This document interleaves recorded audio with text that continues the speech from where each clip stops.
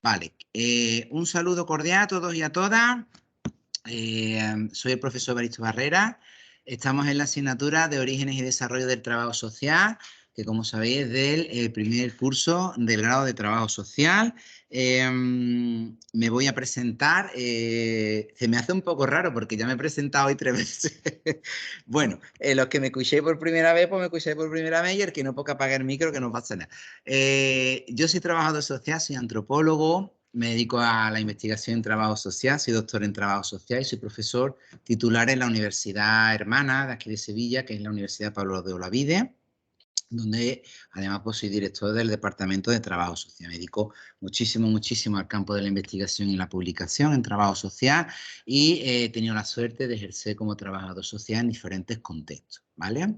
Entonces, para mí la verdad es que siempre es un orgullo y una alegría poder formar estudiantes de primero porque, sobre todo aquí en la UNED, porque lo normal, yo voy a ver en verdad por prácticamente toda la formación, asignaturas de primero, segundo, tercero, cuarto, o nos iremos encontrando en algún momento, pero mi docencia en otras universidades básicamente son doctorados, ¿vale? Yo veo, los estudiantes que veo de cursos de grado básicamente son los de la UNED y siempre me da muchísima alegría.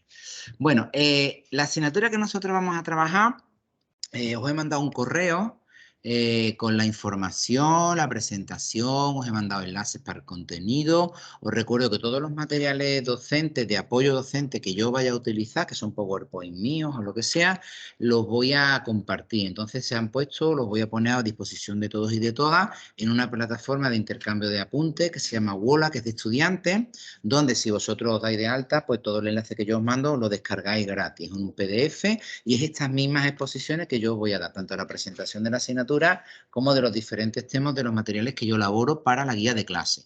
Esas guías de clase o son materiales, os recuerdo que no son o no deben de ser vuestro material para preparar el examen, sino que os sirven para luego la lectura atenta que hagáis de los capítulos para poder prepararos bien la asignatura, que en verdad es de lo que os van a pedir material. ¿Vale? Muy importante saber que voy a intentar que estas sesiones que estamos ahora mismo grabando se puedan ver en abierto. Entonces, en el momento en que yo tenga claro que lo puedo hacer y se puede hacer como en otros cursos, lo intentaré hacer a través de plataformas como YouTube y entonces os mandaré el enlace. Igual, la manera en que nos vamos a comunicar básicamente van a ser por dos vías, ¿vale? Una es a través de correo electrónico, que yo os mandaré al correo electrónico que tengáis puesto en la UNED. Problema que si no es un correo que normalmente consultéis, lo que se manda allí por lo mejor no lo estáis viendo. Consejo que se ha dado también a otros compañeros, entráis en vuestro perfil del correo de la UNED y lo redireccionáis al correo que vosotros utilicéis más asiduamente, ¿vale? Y os llega todas las comunicaciones. Y también a través del aula virtual de la plataforma Ágora, la de nuestra asignatura, ya sabéis que tiene un foro específico de la tutoría de Sevilla, donde estoy yo, y ahí os mando lo mismo que os mandé por correo, también me obligo a colgarlo ahí para que lo tengáis por las dos vías, ¿vale? Entonces, todo lo que vamos a ver hoy ya lo tenéis a vuestra disposición, ¿vale? Bueno, vamos a empezar, si os parece, bueno, di la bienvenida a Gema, a Noelia, a Pablo, a Lidia, a Cristina y a las compañeras que están aquí presencialmente a la clase y vamos a empezar a compartir para empezar a hacer la presentación. Ya lo tenemos aquí. Vale, espero que más o menos lo veis bien, ¿no? Aquí no hay problema. Vale.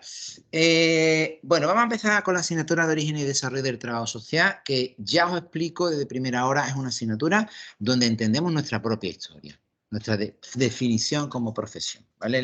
Se podría llamar historia del trabajo social, perfectamente, ¿vale?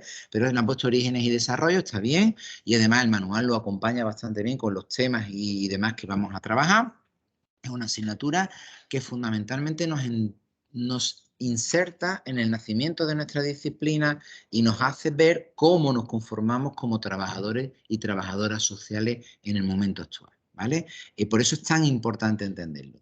Tiene muchísima conexión con la asignatura de orígenes, de Estado y sistemas de bienestar, porque hay una parte hermana donde se van a tocar, y son muy importantes, entonces es el contexto donde también nace el trabajo social, y también con algunos apartados y temas concretos de la asignatura de Fundamentos del Trabajo Social que tengan un aporte más de tipo histórico que también se cruzará con esta asignatura. O sea que muchas de las cuestiones que vais a trabajar en esta asignatura, sin querer la estáis trabajando también en otra o la vais a trabajar de manera más o menos profunda en otros contenidos de la asignatura, con lo cual os va a venir estupendamente. ¿Cuáles son las competencias que se supone que debemos de adquirir con el cursar de esta asignatura? Ocuparse de y poner en cuestión las barreras, desigualdad e injusticia que existen en la sociedad. De hecho, nosotros vamos a trabajar con ellas. Fomentar el compromiso de la gente con la defensa de los asuntos locales, nacionales, regionales o internacionales que les conciernan, gestionar conflictos, dilemas y problemas éticos complejos, aprendiendo a identificarlos para después diseñar estrategias de superación, análisis y resultados. Como las asignaturas de corte histórico no nos dice cómo se hace en la actualidad, pero sí nos enseña cómo se hizo, ¿vale? Vamos a ver esa parte, ¿vale?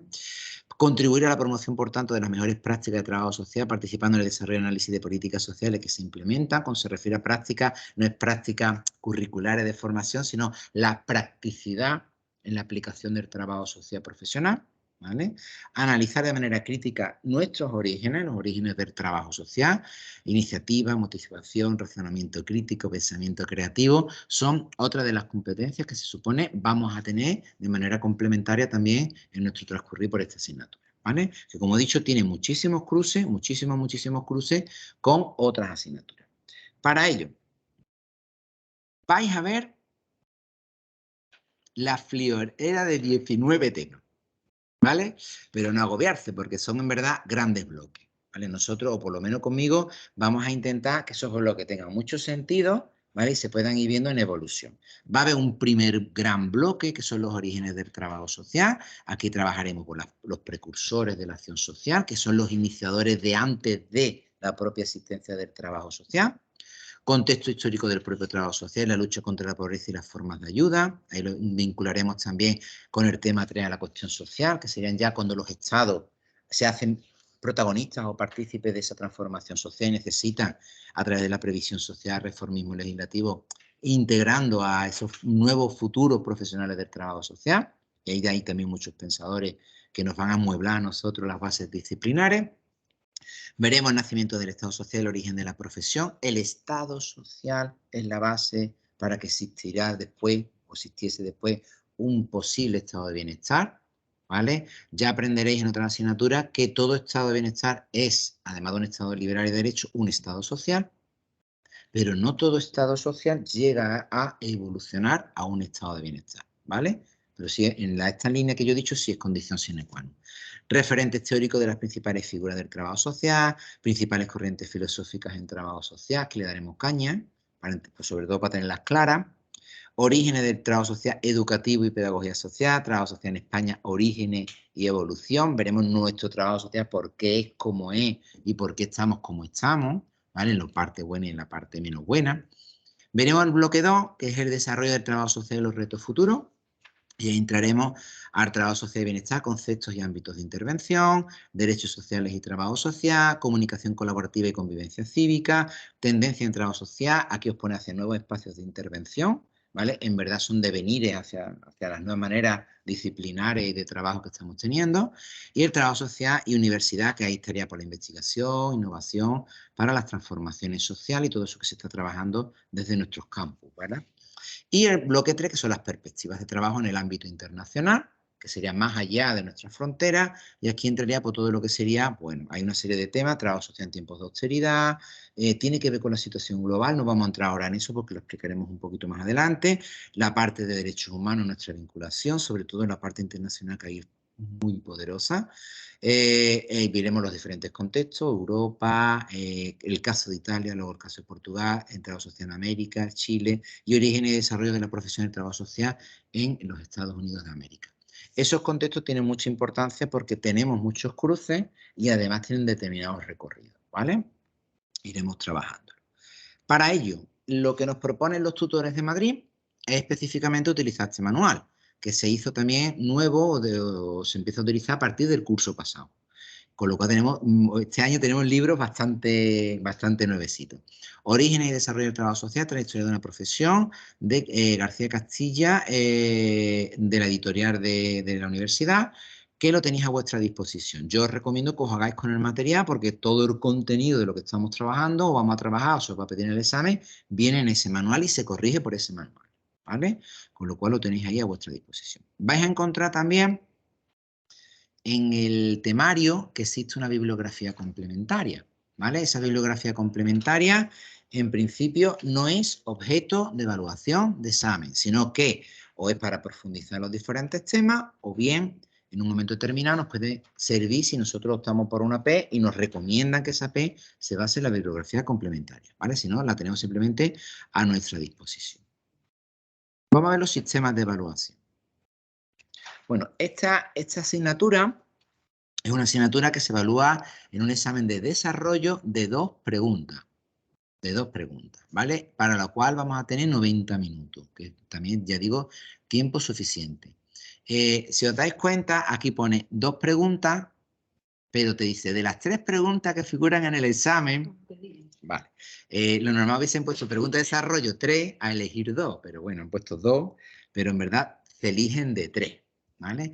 Donde cada pregunta vale 2,5 puntos, ¿vale? ¿De qué nos van a preguntar? Pues del libro. Nosotros por eso vamos a intentar ser muy fieles al contenido del libro y aclarar muy bien las ideas para que cuando hagáis la lectura, subrayéis y trabajéis el material, lo podáis ir trabajando, ¿vale? Os recuerdo que no se permite en esta asignatura ningún material en el examen. El examen presentará, hemos dicho, 3 preguntas, a elegir 2, ¿vale? Con lo cual, para superar el examen, tenemos que sacar al menos 2,5 en cada una de las preguntas, que nos sumaría al 5, ¿vale? O sea, no puedes aprobar teniendo una... Os he puesto aquí esta cuadradito, ¿vale? Porque cuando el examen presenta 3 preguntas, el alumno deberá responder obligatoriamente a 2 de ellas. Para superar el examen de cada pregunta tendrá que alcanzar una puntuación de al menos 2,5. Yo trabajaría sobre un 5 en el examen, pero si los tutores toman como criterio un 2,5 mínimo en cada pregunta, ese es el criterio que están tomando. Sí, pero se aprobaría con un 5, repartido en 2,5, 2,5. No puedes sacar un 1,5 en una pregunta y un 3,5 en otra. Es lo que... Eso es lo que yo entiendo de lo que matizan aquí, ¿vale? De todas maneras, si se tiene dudas, también se puede acudir al equipo de Madrid y le hace una preguntita. Oiga, ¿esto significa que si yo tengo un 1 en una y un 4 en otra no puedo aprobar? Para ir viendo, ¿vale?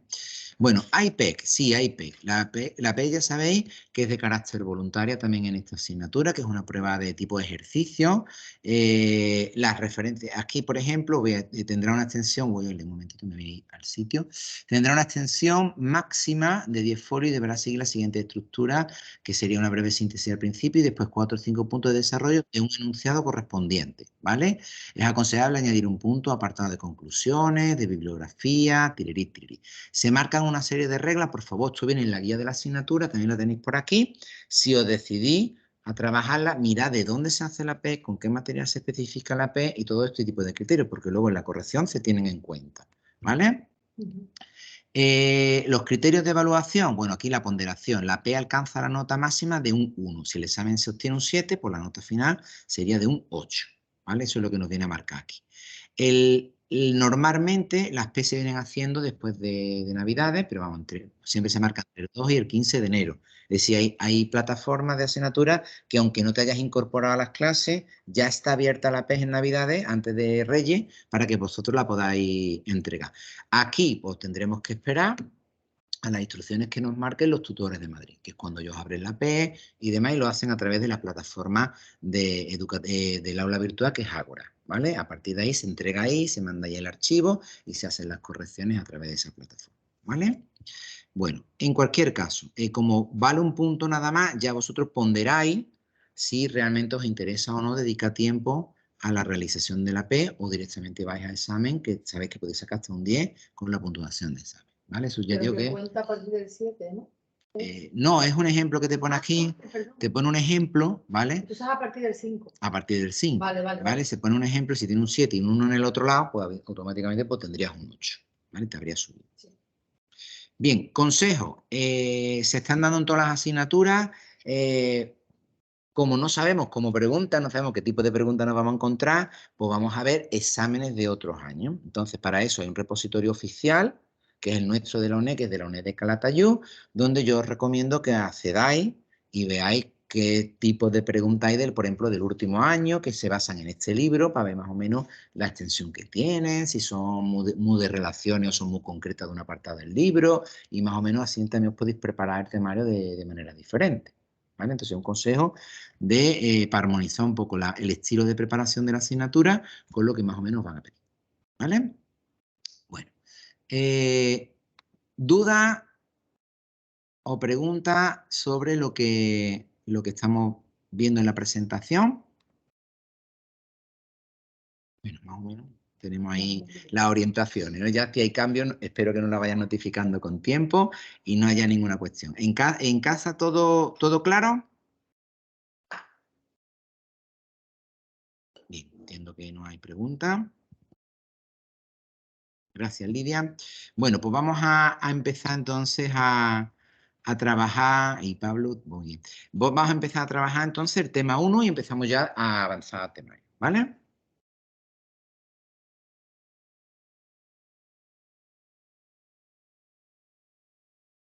Ay, no sé si estoy emitiendo, cachelada. Sí. Vale, espero que se vea todo y no haya ningún problema. Bueno, vamos a empezar viendo temas. Hay temas más cortitos, otros más largos. Vamos a intentar avanzar en aquellos que dedico más tiempo. Es porque se requiere también entender mejor el temario, las cuestiones que nosotros estamos trabajando, ¿vale? Bien, vamos a empezar. Un momentito, me ha pitado aquí una cosita. A lo mejor hay que estar intentando acceder. Un segundín. Efectivamente. Bien. Vamos a empezar entonces el tema 1, que son los precursores de la acción social, ¿vale? Os recuerdo que la acción social son formas en que las sociedades contestan o actúan frente a problemáticas, ¿vale? En este caso puede ser la pobreza, la miseria, problemas educativos, de vivienda o lo que sea, ¿vale? Esas formas de acción social no necesariamente tienen que hacer un trabajo social. Puede haber otras disciplinas u otras profesiones que también hacen acción social, ¿vale? Entonces es muy importante ver quiénes fueron los grandes precursores de la acción social, porque fueron los primeros pensadores que lanzaron primeras estrategias para ver cómo se trabajaban esos problemas sociales, esas necesidades de intervención social, que en un momento determinado pues, a las propias sociedades las cogía por sorpresa y no sabían muy bien cómo atenderlas. Entonces, esos precursores, muchos de ellos eran gente muy prelúcida, preclara. ¿Por qué? Pues porque estaban atisbando formas de resolución de problemas que no solamente eran contemporáneos de ellos, sino que además son contemporáneos nuestros y se siguen aplicando esas mismas fórmulas o esas mismas maneras de proceder. También es verdad que se siguen cometiendo los mismos fallos, ¿vale? Hay de todo, ¿vale? Vamos a ir viendo un poquito qué es lo que ocurre, ¿no?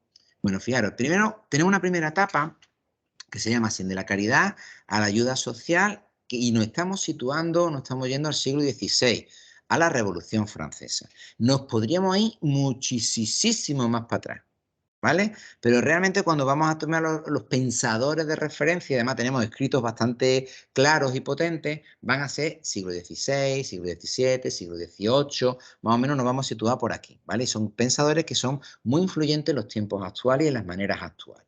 Por ejemplo, uno que se estudia muchísimo en trabajo social, da igual donde estudie la carrera, es Juan Luis Vives, ¿vale? Muy importante. Bueno, Juan Luis Vives destacó por un libro que escribe, un ensayo, un trabajo, una tesis, que se llamó, pues así, del socorro de los pobres. Ostras, eso es lo que se dedica al trabajo social, a atender o socorrer la pobreza o las personas que están en situación de miseria o de necesidad, ¿no? Lo publica, fijaros, en el siglo XVI, 1526, considerado como uno de los primeros tratados de política social y primera propuesta formal para que el ciudadano el cuidado de los pobres dejara de estar ligado a la caridad cristiana y pasar a convertirse en una función pública. Oye, es que hasta Juan Luis Vives no se atiende a los pobres. No, no es correcto. Es que Juan Luis Vives se pone a pensar en cómo se atiende a los pobres y cómo se podrían atender mejor. Es decir, ya se estaba haciendo mucho con el tema de la pobreza. ¿Cómo? Pues básicamente a través del principio básico de caridad, que ya sabéis que es cristiana, en nuestros países serán cristianos, en otros entornos pues, habrá el amparo de otras moralidades éticas o religiones que también lo tengan, ¿vale? Que yo quiero ayudar a alguien que está menesteroso, está en situación de necesidad o de pobreza y yo, de alguna manera caritativa, yo porque me sale del corazón o porque me quiero salvar en el cielo o porque quiero purgar mis pecados, yo quiero ayudar al pobre, ¿vale? Hay muchas maneras. En él dictaminó en ese material, en ese libro, la obligación del municipio de Brujas y del Estado de ejercer, Brujas porque es donde se va a ubicar su tratado y sus libros, y del Estado de ejercer la política social con los pobres. Fijaros, la innovación que propone Juan Luis Vives no es que la Iglesia, que era la que generaba la acción social de base tradicional, siguiera ejerciéndola, sino que lo que se estaba proponiendo era que fuera el Estado. Esto es, bueno, a Juan Luis Vives no lo van a entender hasta muchísimos cientos de años después. Diciendo, el Estado tiene que atender a los pobres porque el Estado. Que no se entiende ahora. Que eso es una cosa que haga la Iglesia, la gente, el que quiera. Eso no tiene nada que ver con el Estado, pero es el primero que lo escribe, lo argumenta y lo razona. Oye, lo público, vamos a decirlo así, debe de ocuparse, debe de ejercer el protagonismo de la acción social. Es el primero o de los primeros que lo va a escribir y lo va a argumentar. Sustituyendo el derecho a la limosna por el derecho del pobre al trabajo. Fijaros el giro, ¿eh? No es que el pobre le llegue la limosna, recordad, el limosnero, el limosneo, el principio básico de la caridad, todo eso está mezclado ahí, ¿vale? Sino que la idea es guay, diría Juan Luis Vives, es que no tenga que pedir limosna ni vivir de la caridad, sino que viva de su trabajo. Ostras, esto es muy de ahora, ¿eh? Muy, muy nuestro. Oye, lo guay sería que la gente no tuviese que recibir ayuda porque con sus ingresos de trabajo es absolutamente libre de esto. Es el principio básico, por ejemplo, de las políticas sociales y de la intervención nuestra como profesionales. Pues ya lo argumenta en 1526 Juan Luis Vives, o sea, nos está dando unas pinceladas muy potentes, ¿vale? Habla de ese pasar del derecho a la limosna a pasar al derecho del trabajo, desligando el vínculo religioso de la ayuda a los pobres y luchando por una concepción laica y racional de la asistencia social. En ese libro del socorro de pobres, ahora vemos algunos detalles más, intenta que esa de la acción social no tuviese tanto que ver con la Iglesia y con, por eso se habla de laicismo, sino con el Estado y lo público. Fíjate que nos está atisbando de futuros derechos sociales, no estamos entrando en eso todavía. El concepto de derecho es muy diferente en ese tiempo al que manejamos nosotros, pero si no estaba ya adelantando esas ideas. Y lo que va buscando además es que sea un proceso no basado en lo emotivo. Ay, que el pobrecito, el pobre. Recordad que un pobre en el siglo XVI, además de serlo, tenía que parecerlo. Es decir, si además te faltaba una pierna, una mano, tenía la cara desfigurada y no podía menos hablar, y si te calababa así y estaba en el suelo, dabas una jarta de lástima, sentimiento, que hacía que el que fuera quisiera ayudarte, ¿vale? Ese se consideraría en la Edad Media y en estos tiempos posteriores, finales de la Edad Media, verdaderos pobres, que aquí no estamos trabajando estos contenidos, ¿vale? Los falsos pobres son aquellos que pudiendo piden caridad o limosneo. Por tanto, deberían de estar en la cárcel porque están cometiendo un delito. Fijaros, ¿eh? Fijaros. Y ahí no metemos variables como mujeres solas, temas de un montón de situaciones que no tienes que estar tullido, utilizo el lenguaje de la época, ¿vale? Para ser un verdadero pobre. Pero aquí sí se van a distinguir verdaderos de falso y el falso es un delincuente. Y se va a utilizar políticas denominadas de encerramiento, como si fueran presos. Centros de pobres, hogares de pobres, casas de pobres. ¿Vale? Que no quisiera yo que pasase ninguno por ahí. En estos tratados, esta visión que nos está aportando Juan Luis Vives, os pone el libro, ¿no? A través de su obra determinó las bases de la asistencia social según los siguientes principios. Estamos basando en aportaciones de Natalio Kirchnerman, un autor de trabajo social. Primero, decía, el derecho de todo individuo, eso estaba escrito, de todo individuo a recibir asistencia social. ¿Quién recibía ayuda? Pues, por ejemplo, el que iba a misa. El que no iba a misa, no. Pero eso en España lo hemos tenido con la dictadura hasta hace 2 días. ¿Se está entendiendo o no? Eso es muy importante. Es que ahora mismo se está pidiendo en la Comunidad de Madrid, esto será de grave, que personas que no cumplen unos requisitos para unas ayudas y solamente firma una mujer, que adjunte. Que te interrumpa. Es que la pantalla. Creo que soy yo que hago así, Maro. Vale. Adjunte un certificado de defunción de la pareja o un certificado de separación. Sí, ¿por qué tiene que hacerlo? Si está en situación de necesidad para una beca. o para una ayuda. Es que no se concibe que la gente esté no casada. No sé si me estoy explicando. Sí. Tiene que ver con prejuicios morales, ideológicos previos para poder dar atención social. Estamos en el siglo XXI, ¿eh? España, Europa, Unión Europea. Pues ya decía aquí Juan Luis Vive, decía, no, es que todo el mundo tiene que tener derecho a la asistencia social, no tiene que estar vinculado a ninguna otra historia, ¿vale? La individualización de cada situación a través de un diagnóstico, fijaros lo gordo que es esto, palabras gordas, no decía diagnóstico, ¿vale? De una clasificación, de un análisis de soluciones posibles y de la aplicación de medidas racionales. Fijaros, voy a contar cuál es el método de un trabajo social. El método de un trabajo social tiene 5 fases. O sea, todo trabajo social tiene 5 momentos profesionales. Estudio, recojo información, la ordeno y hago un diagnóstico, segunda fase, sé lo que ocurre, tercera fase, planifico la intervención, cuarta fase, ejecuto no lo que yo quiera, sino lo que he planificado y pensado, quinta fase, evalúo lo que he hecho, el resultado y reconfiguro. Pues en el siglo XVI te está diciendo que tiene que haber una especie como de diagnóstico, una clasificación, un análisis de posibles soluciones. Esto en trabajo social es estudio, diagnóstico, planificación, ejecución y evaluación, ¿eh? Te está diciendo, te está hablando de una profesionalización y una sistematización de la intervención. No, ven para acá, que tú me caes bien, me caes mal, eres buena gente. No, tú eres hijo de quién eres tú. Pues ven, toma. Esto debería de ser de otra manera, ¿no? La aceptación de quien pide ayuda se atiende a quien necesita ayuda, no a quien yo diga. Esto, cuando deis temas de ética, por ejemplo, la asignatura de fundamentos de trabajo social, procedimientos y demás, daremos mucha caña con esto. Oye, yo, si me viene una persona que ha sufrido malos tratos, la tengo que atender. Sí, además la voy a atender y le voy a ayudar todo lo que pueda. Vale, y si te viene el maltratador, que además ha matado a uno de los hijos y a la mujer también, tiene otro hijo vivo, y tu trabajo social es reintegrarlo y reinsertarlo y hacer una persona diferente, tú haces trabajo social, pues tu código deontológico te dice que sí. Ostras, yo no sabía que había que hacer trabajo social con esta gente también. Pues sí, si eres médico también lo tienes que curar. No sé si me estoy explicando.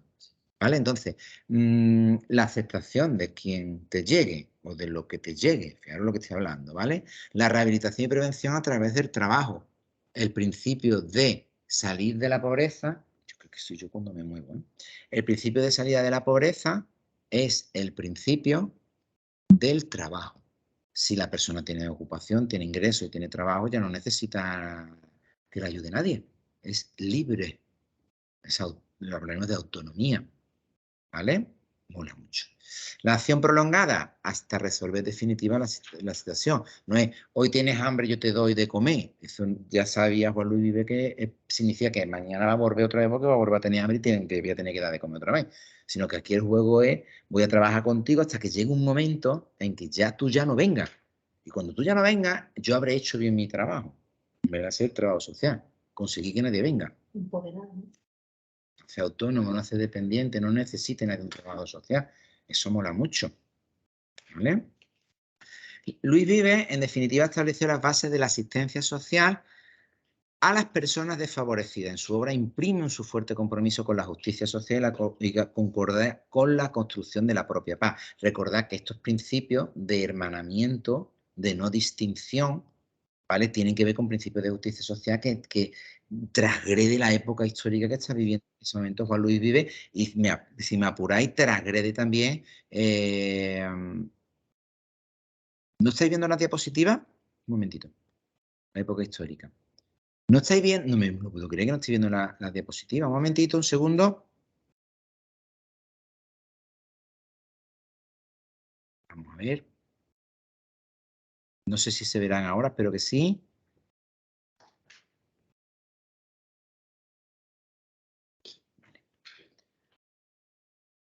Bien, pues vamos a seguir. Yo creo que se deberían de estar viendo, pero... Bueno, vamos a ver otro de los personajes, ¿vale? De esa primera etapa, ¿no? Que son muy importantes, que fue Vicente de Paul o, si eres católico, pues San Vicente de Paul, ¿vale? Lo vais a encontrar de las dos maneras.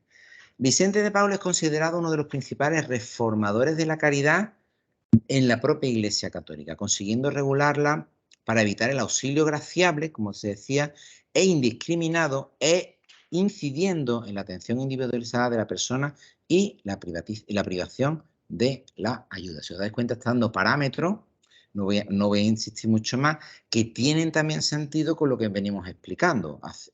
Que no sea agraciable, que no haya discriminación, que además sea una atención individualizada. ¿Qué tiene que ver atención individualizada? Pues uno de los principios de profesionales nuestros actuales que nos marca la Federación Internacional de Trabajo Social. Cada caso es único. Cada intervención, por tanto, es única y exclusiva. ¿Vale? Ese es el principio de individuación. ¿Vale? No es, a ver, toda la gente que necesita una ayuda a domicilio, por aquí, todos iguales. Toda la gente que... Sí. Cada caso es diferente, requiere diferentes tipos de ayuda a domicilio, diferentes tipos de dedicación, diferentes tipos de valoración, de recursos complementarios. Eso es un principio de individuación. Os pone incluso el libro un ejemplo de cómo organizar la apropiación social desde las aportaciones del autor, ¿no? De Vicente de Paul. Uno decía, tenemos que iniciar una investigación detallada en la que conocer el número de personas pobres, inválidos, niños y ancianos, conocer quiénes eran capaces de trabajar e identificar los pobres denominados vergonzantes de la ciudad. Los pobres vergonzantes, o sea, si os dais cuenta, esto es hacer un estudio de la incidencia de la pobreza en un barrio, en un pueblo y cuántos hay, qué características tiene. Eso es trabajo social. Esto es muy importante. Y además de los pobres vergonzantes de la época eran gente que estaba en situación de miseria absoluta y de hambre, pero al ser a lo mejor nobles o de alta cama o alcurnia, por su vergüenza nunca, jamás iban a pedir ayuda y se morían. Ellos y sus hijos. ¿Se entiende? Entonces eran los denominados pobres vergonzantes. Eran, soy pobre, pero nunca te lo voy a decir. Pero me estoy muriendo de hambre, pero no te lo voy a pedir, ni te voy a pedir ayuda. Esos son los pobres vergonzantes. Emplear en oficios a los jóvenes y válidos, construyendo, si fuera necesario, talleres para el aprendizaje de oficios, transformación profesional ocupacional. Madre mía, siglo XVI, siglo XVII. Talleres, empleo, y reinsertar a los jóvenes a través de aprendan oficio. Pero es lo mismo de ahora. Asimismo, dar los medios de sustento básico a aquellos que no podían trabajar o complementar a los que su trabajo solo le garantizaba una parte del sustento. O sea, Vicente de Pablo decía, ojo, que hay gente que trabaja, pero que con lo que trabaja no llega. O sea, que eso es el sistema media España ahora mismo, ¿eh? Recordad que desde la crisis de 2008, y esto hay que incidir mucho, hasta la crisis de 2008, yo explicaba en la universidad que con un trabajo las personas podían salir de una situación de miseria. Yo ya no puedo decir eso. Yo tengo que decir que un montón de personas que están en situación de miseria están trabajando. Y trabajan 12 horas y 14 horas e ingresan X cantidad y son prisioneros de esa situación y que con lo que llegan no pagan la luz. No sé si me estoy explicando. Y están en situación de pobreza. ¿Vale? Pues este hombre tampoco también lo tenía claro. Financiar estas acciones organizando una recogida de fondos a través de contribuciones voluntarias, impuestos municipales y colectas organizadas por las damas de la caridad, bueno, pues son tus recursos, institución fundada por el propio Vicente Paul y compuesta por señoras adineradas implicadas en la ayuda y visitas a pobres y enfermos. Las visitadoras de pobres y enfermos son una de las técnicas que luego serán las visitas domiciliarias de los trabajadores sociales. Y ahí voy a ver dónde vive el pobre, en este caso el usuario, el cliente, veo su situación, tengo una foto muy distinta de lo que me cuenta en un despacho y puedo articular mejores medidas. Por eso se hacen visitas domiciliarias. ¿Vale? Lo que quiero significar aquí es que había como una financiación de diferentes fuentes, con lo cual garantizaba el sustento de los, vamos a llamarlo, programas o de lo que se estuviera haciendo. ¿Vale?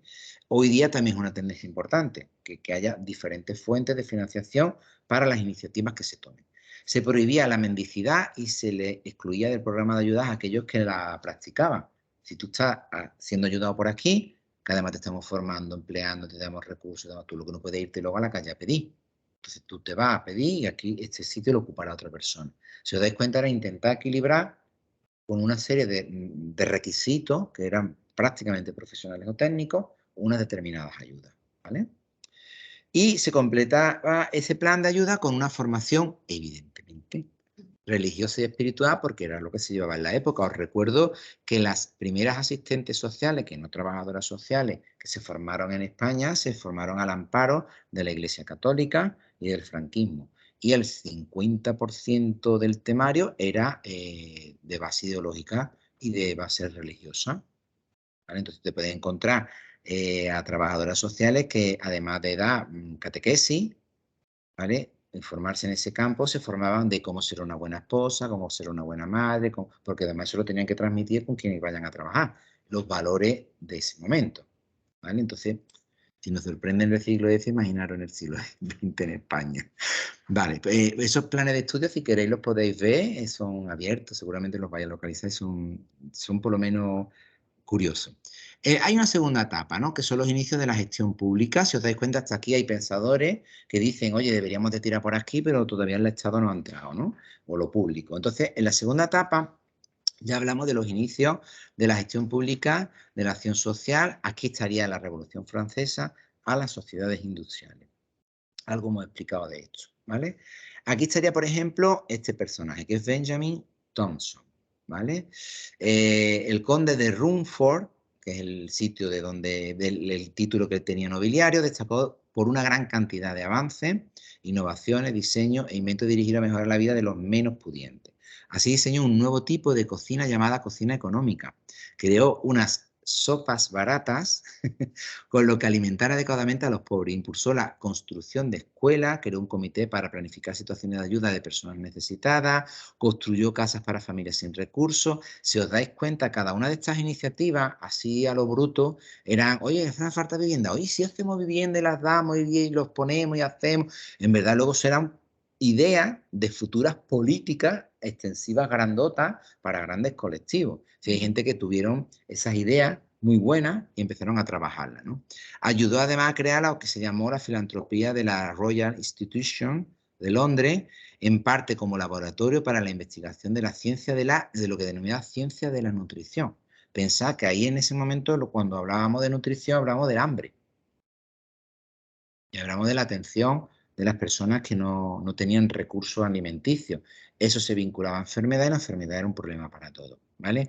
Por eso va a haber movimientos en diferentes épocas que unen el hambre, la miseria o la enfermedad con la pobreza. Y se sabe que si se acababa con la pobreza, se acababa con todo lo otro.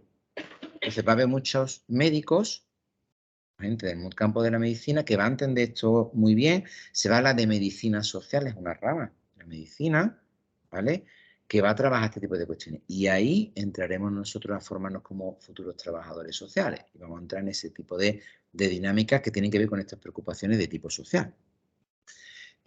Otro personaje, por ejemplo, muy famosísimo también es Thomas Chalmers, ¿vale? Su objetivo principal era que el pobre alcanzase la gestión de su propia vida. Esto mola, en verdad era ser libre de tus circunstancias y por tanto no seas pobre. Eso mola muchísimo. De tal manera que fuese independiente, claro, libertad.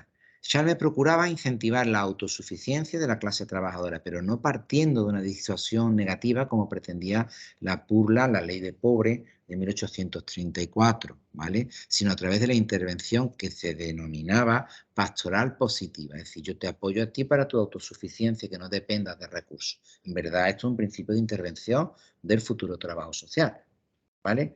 ¿Qué es lo que tenían las leyes de pobre horribles de la época? Que eran súper coercitivas, pues eso se llamaba disuasión negativa. No era, tú eres pobre, te voy a ayudar a que salga de la pobreza. No, tú eres pobre, te va a enterar. Que es otra manera de trabajar la pobreza. ¿Vale? Por ejemplo, tú eres pobre. ¿Tú eres pobre de qué sitio? De tal sitio, pero estás en esta ciudad, te expulso de mi ciudad. Te vas a pedir a tu pueblo, tu barrio. Aquí, ¿por qué me voy a morir de hambre? Pues te mueres allí. Y que te atiendan allí, que tú eres de allí, no eres de aquí. Esa es una manera. Otro es, ojo, hay pobres que son falsos pobres, encerramiento de pobres. Otro es que cuando lleguen las leyes de pobres posteriores, tendremos las denominadas casas de pobres, ¿vale?, que serán casas de trabajo, donde cogeremos a esos pobres, los metemos allí, en situaciones de prácticamente semi-esclavitud, donde los empresarios de la época se nutrían de mano de obra súper barata a cambio de que esas personas comieran. Oye, esto es un chollo. Además, ellos aplicaban el principio de menor elegibilidad, que significa, te voy a poner unas condiciones en estas casas de pobre tan dura, que a la primera que te ofrezcan cualquier cosa fuera, tú lo coges. ¿Se ha entendido? Principio de menor elegibilidad. Eso es lo que practican muchos empresarios en nuestra época. Tú estás en situación de pobreza, pues tú vas a hacer lo que a mí me dé la gana. Y si no te gusta, te busca otra cosa. Y como lo que tienes ahí es peor, verá cómo te quedas aquí. Esto es un principio de menor elegibilidad. En algunos casos, delito. ¿Se ha entendido o no? Vale. Hay veces que no aprendemos. Su método, el de Chalmers, se articulaba de la siguiente manera. Ante un caso de necesidad había que indagar primero en la verdadera causa de la condición de pobreza, estudiarlo de manera individual. ¿Tú por qué eres pobre o qué te lleva a la pobreza? Pues mire usted, yo soy pobre porque me faltan las manos y no puedo trabajar. Y como no puedo trabajar, no puedo comer. Pues yo ya sé la causa de tu pobreza. No, mire usted, yo soy pobre porque yo soy mujer y yo tengo un niño, una niña o lo que sea y no tengo marido y me ven muy mal. Y como tengo muy mala reputación, a mí nadie me da de trabajar. Y lo que me ofrecen de trabajar no lo puedo aceptar. Y soy pobre. Y mis niños también. Pues ya es otra causa diferente de la época de pobreza. ¿Se va entendiendo? Si carece, en segundo lugar, debía buscarse cuáles eran los recursos naturales de esa persona. En trabajo social es igual. Nosotros analizamos en un diagnóstico qué te está haciendo que tú estés en una situación X y ahora voy a medir qué hay a tu alrededor, llamamos recursos o potencialidades que podrían utilizarse, aunque tú no, esa persona no sepa o no lo esté utilizando, no lo haya identificado, pero yo sí lo puedo identificar para revertir la situación. Si os dais cuenta, un principio también de intervención nuestra. Si carecían de tales recursos y no se podían mantener de manera autónoma, se buscaría en sus redes más cercanas, familia, amigos o vecinos, y por tanto acudía a la responsabilidad familiar cuando era posible. Nosotros también lo hacemos, ¿eh? ¿Se va entendiendo o no? Uy, hay un chiquillo que los padres no lo pueden cuidar. La ley que dice primero la red familiar. Los tíos, los abuelos, por eso están los acogimientos familiares, por ejemplo. Que esa red no puede, o que es peor que el remedio que la enfermedad, porque os vais a encontrar como trabajadores sociales, ay, tienen un chiquillo o una chiquilla, yo no he encontrado, ¿no? Un chiquillo y una chiquilla que está en situación de desamparo. Situación de desamparo viene tipificada en la ley del menor, la andaluza y la nacional. Tiene una serie de características y se cumple. Por tanto, hay que, si está en desamparo, poner medidas de protección. Vamos a empezar a poner medidas de protección. Primera, vamos a intentar que esté con su familia. Lo primerísimo. ¿Vale?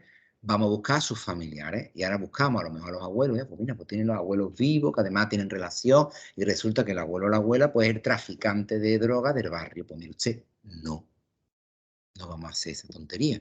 ¿Se ha entendido o no? O sea, muchas veces esas redes que están, y además son cariñosas, son aquí,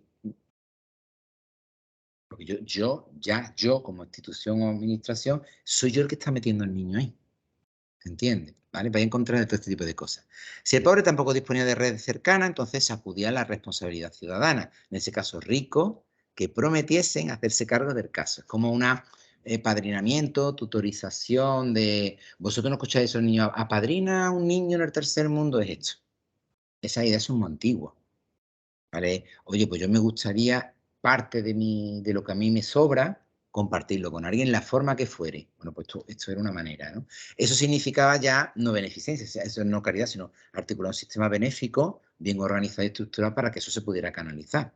En el caso de fallar todo lo anterior, entonces como última medida, el diácono parroquial de ese momento acudiría a los fieles de la parroquia ya para intentar ya en extremo a ver quién, cómo y de qué manera se puede ayudar pues, a ese menesteroso, ese pobre o esa familia o lo que fuera, ¿no? Este método ideado y llevado a la práctica por Chávez supuso el origen del modelo asistencial de las sociedades de organización de la caridad, que son el hito más importante, los orígenes del trabajo social, que fueron las COS, ahí tenéis, COS, Charities, Organization, Societies, ¿vale? Organizaciones o sociedades para la organización de la caridad, las COS. Esas sociedades van a intentar hacer una caridad, ellos llamaban científica. Es decir, tenéis gente súper cualificada que atendiesen esas situaciones, las como diagnosticaran y aplicaran los mejores recursos posibles. Esto ya es por trabajo social, ¿eh? Yo ya estoy hablando de trabajo social cuando hablo de la COS. ¿Qué va a ocurrir? Que la COS cada vez va a necesitar que eran prácticamente todas mujeres, se formaran cada vez más. Y sin querer vas a empezar a crear manuales, escuelas, vas viendo por dónde voy o no. Vas a crear la red o el tejido profesional. Estamos en Reino Unido, este modelo, me estoy adelantando un montón, se exportará a Estados Unidos y entonces vamos a tener las famosas COS británicas y las COS norteamericana. Fantástico. ¿Vale? Esto que es privado, junto con que luego en esos tiempos los estados, de manera pública, también van a hacerse cargo de lo denominada cuestión social, van a ser las dos patas potentísimas de creación de nuestro trabajo social. ¿Vale? Por un lado, esto que es privado y la parte pública, ¿vale? Que son también más o menos contemporáneas porque hay un pensamiento. Bueno, aquí tenemos también a este muchacho que es Daniel van der Heijden. Bueno, podríamos describir este programa, un programa que creó, que es de acción municipal, que partía de la realización de un estudio permanente de la situación de los pobres mediante lo que podemos llamar técnicas de observación participante. Ahora la explico, ¿vale? Estaba financiado por impuestos y donativos, contaba con personal y voluntarios, personal voluntario que vivía en la zona de los pobres, ahí está lo de la observación participante, por lo que podían informar de sus condiciones de vida. ¿Qué es una observación? Una técnica que permite que un observador analice una situación, vea una situación, tome nota y la interprete. ¿Qué es una observación participante? Yo no soy un observador externo, estoy metido dentro. Vivo, convivo, experiencio, experimento. Eso es una observación participante. Como veis, la intensidad subjetiva, cualitativa o perceptiva de una observación participante es una pasada. ¿Vale? Oye, tú eres trabajadora social, ¿tú qué prefieres, observación participante o observación no participante? Hombre, si tú te quieres meter en un asentamiento chabolista a vivir con ellos, pues tú mismo. ¿Se está entendiendo? Tiene sus pros y sus contras, complicado. ¿Vale? ¿Qué ocurría con este método? Que se hacía desde dentro. Teníamos personas voluntarias, muy probablemente personas de la misma comunidad que servían de enlace. Ahí está el tesoro. Para esto. Entonces, claro, tenemos ahí un potencial que es maravilloso. Aquí, que se hacía, el método, ¿no?, que proponía en este caso Van der Heijden, era estudio de las necesidades del sector, estudio de las necesidades de los, pobres, de los propios pobres del sector, prevención de problemas derivados de la pobreza, rehabilitación de los indigentes. El indigente es el que ya está en situación de pauperismo o pobreza, ¿vale? Y supervisión del trabajo realizado. Si os dais cuenta, jugaba con parámetros de tipo comunitario, porque aquí no hay individualidad, aquí hay como colectivo, un barrio, ¿vale?, un grupo, y a partir de ahí se trabajaba a ver cómo se podía salir de la pobreza, desde dentro. Esto es muy potente, ¿por qué? Pues porque te está marcando mensajes o te está dando pautas de trabajo que son un tesoro que desde fuera, imaginaros, si ahora es difícil identificar la necesidad de una persona en situación de necesidad, en aquella época las diferencias que había de clase social eran tremendas y los parámetros de lógica o de pensamiento de unos grupos y de otros estaban a años luz. Entonces, entender desde un rico muy rico, probablemente un noble, probablemente la mujer del noble que está muy aburrida, que quiere ayudar a los pobres porque tiene una conciencia victoriana, caritativa y de entrega, y se quiere acercar y lo idealiza, yo quiero ayudar, yo quiero, y se acerca y ahora llega y no lo entiende, no es que esté haciendo algo malo, es que no lo puede entender porque está en parámetros, ¿vale?, muy diferenciados, ¿vale? Entonces esta metodología mola un montón, ¿vale? Resuelve muchos de esos problemas. Otro, bueno, tenemos aquí a Friedrich Ozanam. Ozanam concebía la limosna y el socorro como métodos paternalistas, no contribuían al progreso social. Mire usted, eso de limosneo y socorro de los pobres, eso es un paternalismo, si los tiene ahí cuidaditos, los tiene atendidos, pero eso no cambia nada, efectivamente, no cambia nada. Tú a alguien le das limosna, le das un bocadillo porque tiene hambre, le quita el hambre en ese momento, pero es que la situación de pobreza es la misma, ¿vale? De modo que este solo podría alcanzarse, dice Ozanam, con la libertad como medio y la caridad no como un instrumento, sino como un fin en sí misma. Ole.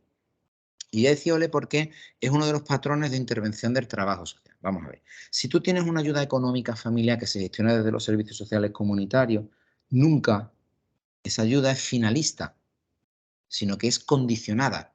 Voy a explicarlo. Yo tengo una ayuda económica familiar que se lo doy a una familia, pero se lo doy porque la necesita. Claro, ¿eh? Yo ya sé que necesitas ayuda, pero esa ayuda que sé que es transitoria me tiene que servir como elemento de transformación.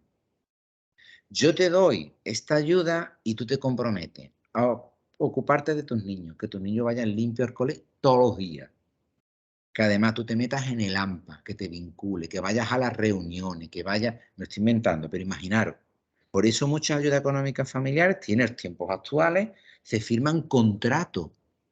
Oiga, si usted no se mete en terapia de pareja y no viene aquí a estas actividades y se cumple esto, yo le retiro la ayuda. Porque la ayuda no es el fin, es un medio para. Y por tanto, detrás hay un diagnóstico, una planificación, un trabajo mucho más a largo plazo, ¿se está entendiendo o no? Donde esa ayuda cumple solamente una función, ¿vale? Para que lo veáis un poco de manera integral, por buscaros un símil de la innovación docente, ¿vale? En este sentido, reconoce la importancia social de la caridad, porque la tiene, y el valor de una comunidad de caridad para hacer frente a necesidades sociales. Fijaros el concepto necesidad social, ¿vale? Intuyendo el concepto de comunidad en la asistencia social. Todavía aquí, ni con el anterior autor, se habla de trabajo social comunitario. Eso se inventará un poquito más, mucho más después, y se inventará sobre todo con las grandes reformistas norteamericanas. Estoy pensando en Jane Addams, que llegó a ese premio Nobel, hablaremos de ella, ¿vale? Que hablaba de las comunidades, hablaba de mujeres, hablaba de negros, hablaba de esas épocas muy potentes, ¿vale? Y hablaba de transformaciones comunitarias hasta ese momento, y después con las llegadas de los marxismos y demás, no vamos a hablar de trabajo social comunitario con mayúsculas, pero ya intuían que a lo mejor a niveles comunitarios ya había casi cositas, ¿vale? Y por eso los tenemos aquí. Bueno, próximo día os empiezo a hablar de William y de otros personajes. Como veis, me lo he currado y os he traído las fotos, ¿eh? Para que veáis que tienen cara, que fueron reales, que estaban ahí, ¿vale? Bueno, lo vamos a dejar aquí, si os parece. Dudas o cuestiones que hayan suscitado lo que he comentado. Por aquí, casa, ¿no? Ya, pues entonces nada, voy a cortar la grabación y os deseo que paséis una muy buena semana, darle caña y empezar ya con los manuales, ¿vale? Me despido. Hasta luego.